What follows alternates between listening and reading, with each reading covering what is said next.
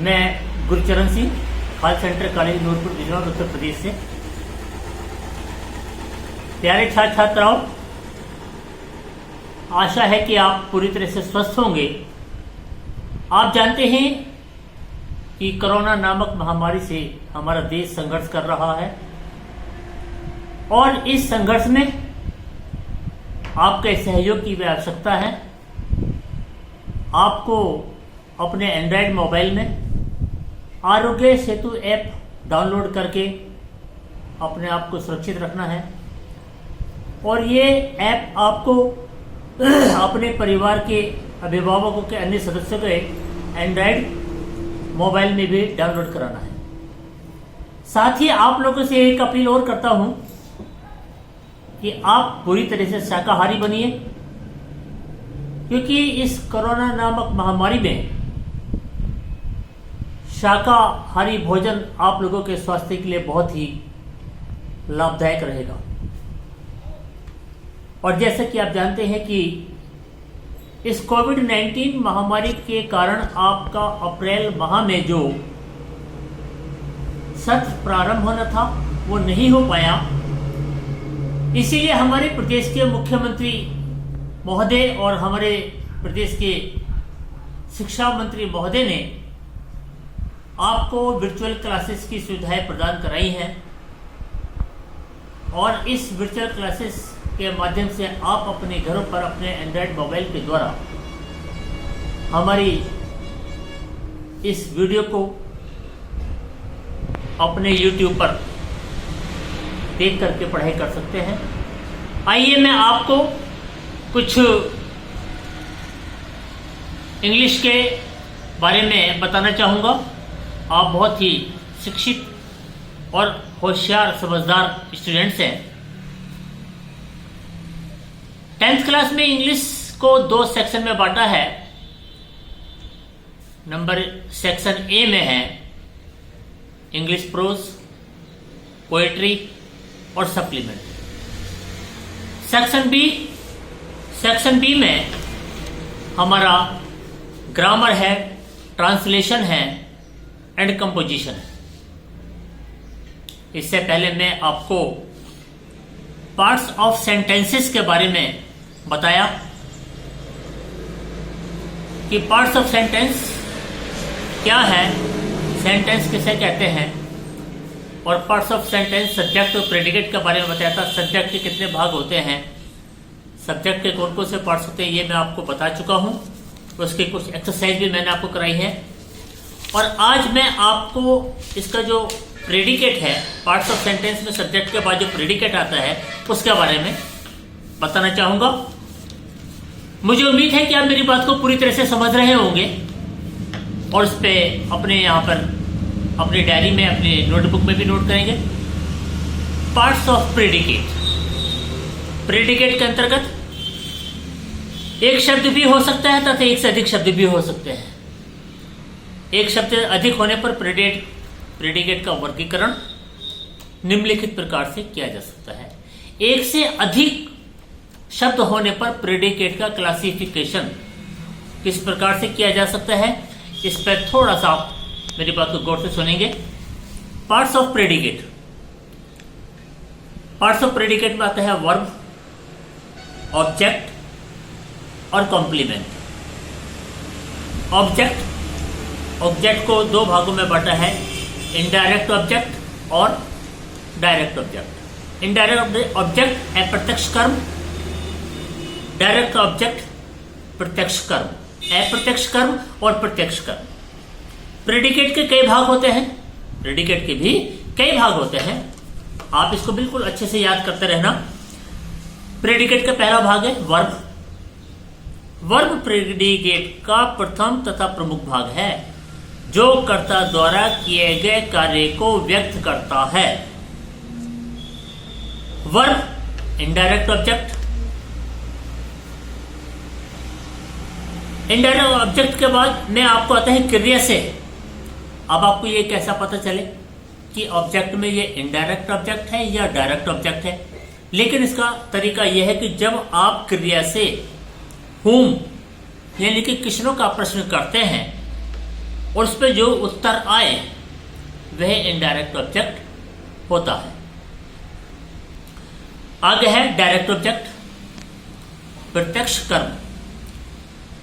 जब आप क्रिया से व्हाट का प्रश्न करने पर जो उत्तर प्राप्त करेंगे, डायरेक्ट ऑब्जेक्ट जानने के लिए क्रिया से जब आप व्हाट का क्वेश्चन करेंगे, प्रश्न करेंगे, और वहां से जो आपको उत्तर मिलेगा, रिप्लाई मिलेगा, वो डायरेक्ट ऑब्जेक्ट होता है।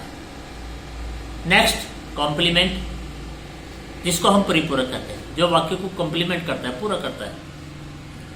जो शब्द वर्ब के अर्थ को पूरा करता हो, जो शब्द वर्ब के अर्थ को पूरा करता हो, उसे कॉम्प्लीमेंट कहते हैं।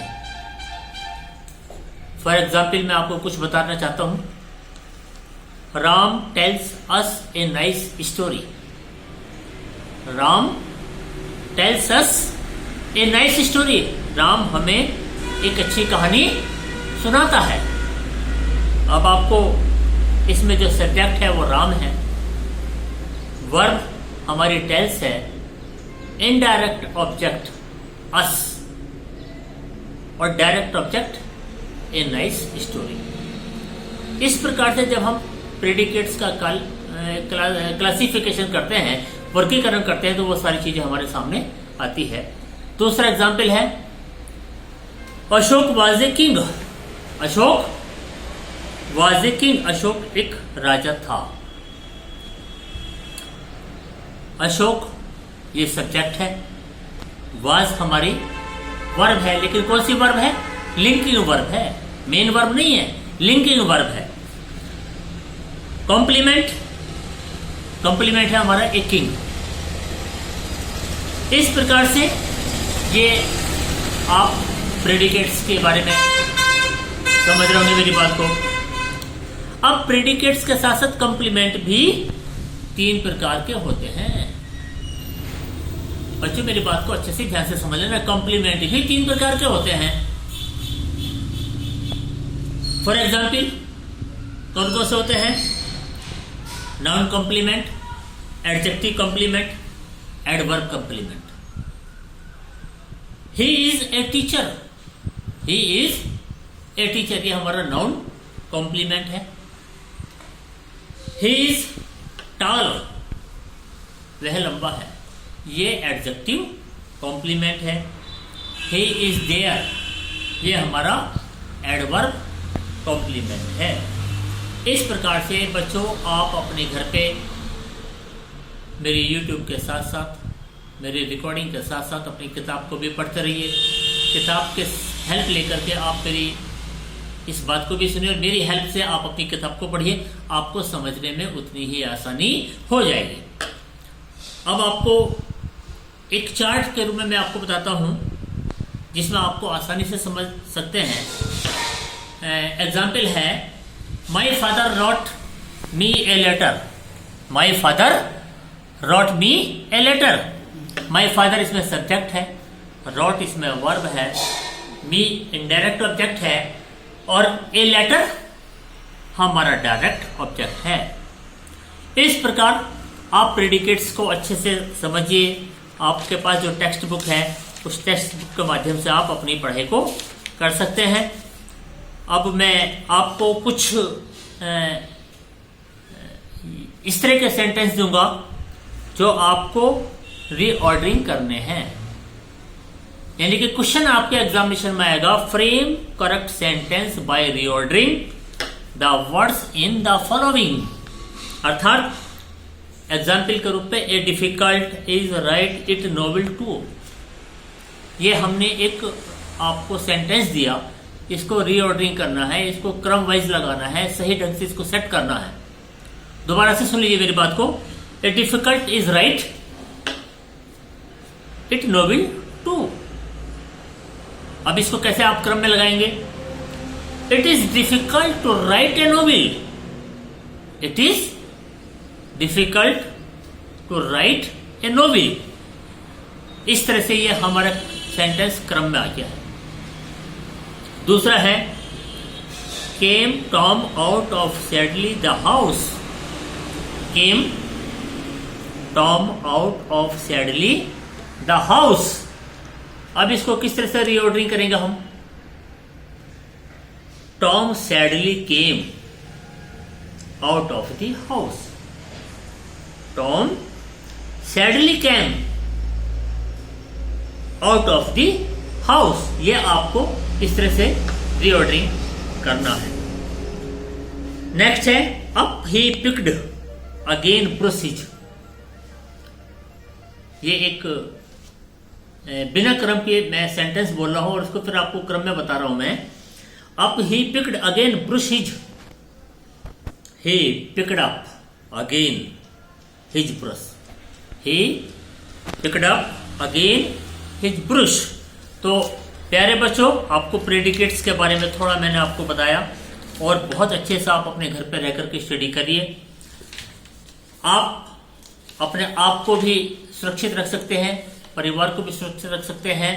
इसलिए आप पूरी तरह से इस वर्चुअल क्लासेस का फायदा उठाइए, बेनिफिट उठाइए. माननीय मुख्यमंत्री महोदय ने, माननीय शिक्षा मंत्री महोदय ने आप लोगों के लिए वर्चुअल क्लासेस की सुविधाएं दी हैं. इसलिए आपसे फिर एक बार मैं ये भी अपील करना चाहता हूं कि आरोग्य सेतु ऐप को अपने एंड्रॉयड मोबाइल में डाउनलोड कीजिए और अपने आप को सुरक्षित कर लीजिए. Thank you. नमस्कार.